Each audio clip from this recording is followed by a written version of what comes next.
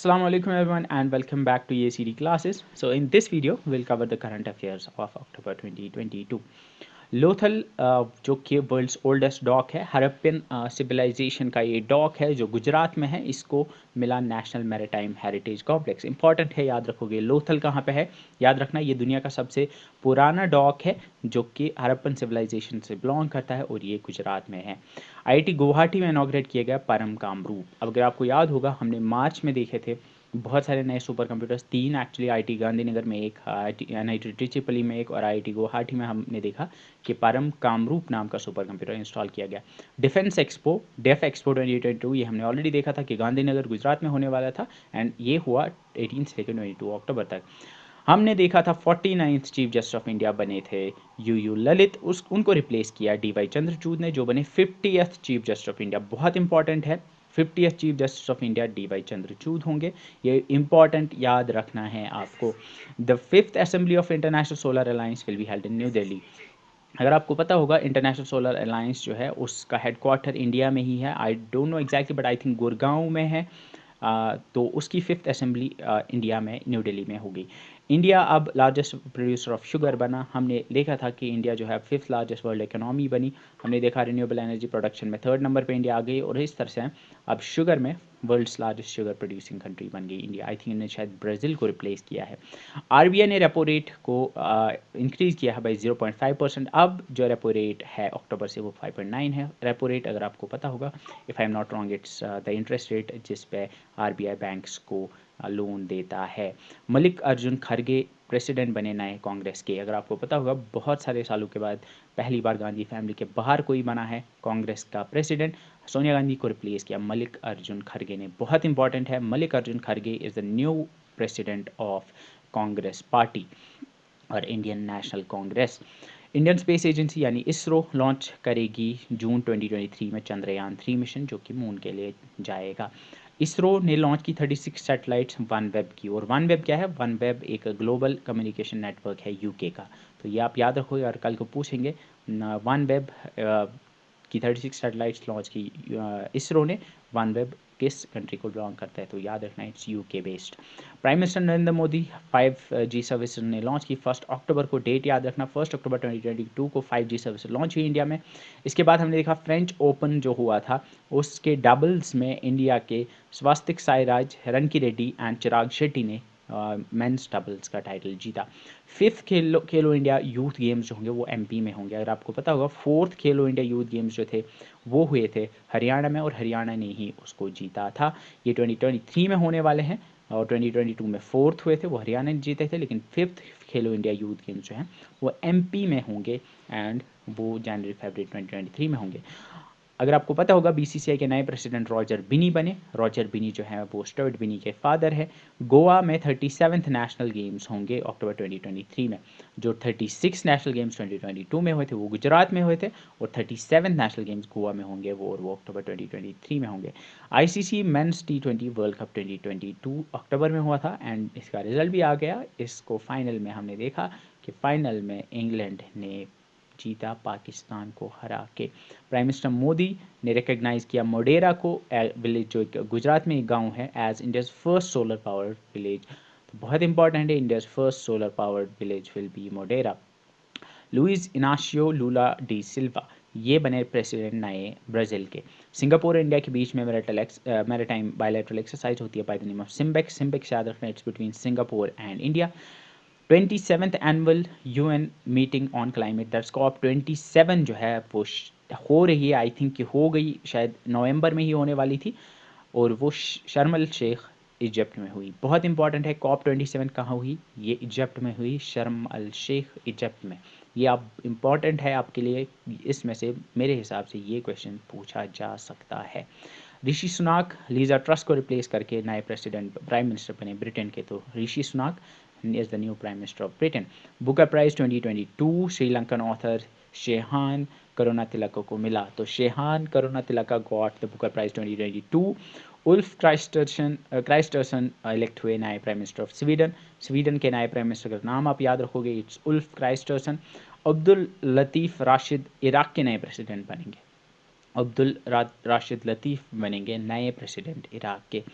इसके बाद Nobel prize की बात आती है, एंड नोबल प्राइज़ में हमने देखा इकोनॉमिक्स में मिला ये बेन एस बर्नांके को, डगलस डब्ल्यू डायमंड और फिलिप एच डाइविक को। तो इसको याद रखने के लिए ये नाम जो है काफ़ी यूनिक है। लाइक बर्नांके से मुझे बर्न याद आता है, इसमें जो डगलस डब्ल्यू डायमंड में डायमंड है तो बर्न डायमंड, और यहाँ पे कुछ विग मुझे लग रहा है लास्ट में। तो अब ये इकोनॉमिक्स के साथ मुझे कनेक्ट करना है, तो बर्न डायमंड और विग, तो मैं ऐसे आप समझ सकते हो या याद रखने के लिए यू कैन इमेजिन सिचुएशन के एक कंट्री है जिसने सारी विग्स और सारी डायमंड्स को जला दिया क्योंकि उसकी इकोनॉमी जो थी वो ख़राब हो गई थी उस कंट्री की। तो डेफिनेटली जब आपको ये क्वेश्चन पूछा जाएगा आपको बर्नान के डायमंड और विग याद आएगा, उससे आपको कंट्री की इकोनॉमी यानी इकोनॉमिक्स में नोबल प्राइज़ मिला था बर्नान के डायमंड और डाइविक को। उसके बाद हमने नोबल पीस प्राइज़ देखा, ये मिला 3 को, उसमें एक है इंडिविजुअल और 2 ऑर्गेनाइजेशंस हैं। उसमें हमने देखा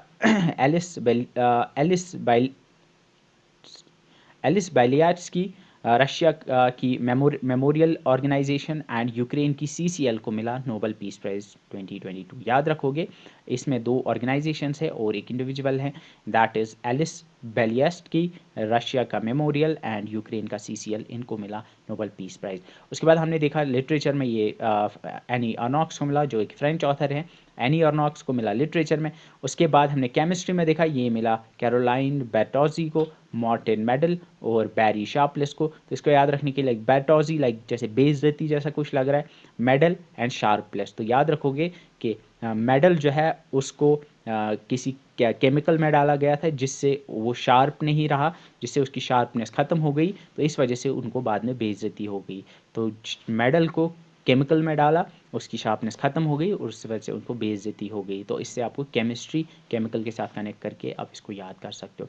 इसके बाद फिज़िक्स में हमने देखा Alain Aspect, John F Clauser and Anton Zeilinger को मिला फिज़िक्स में। तो इसमें एस्पेक्ट क्लॉज, तो ऐसा कुछ एस्पेक्ट और क्लॉज को कंबाइन करके फिज़िक्स के साथ आप इसको मैच कर सकते हो।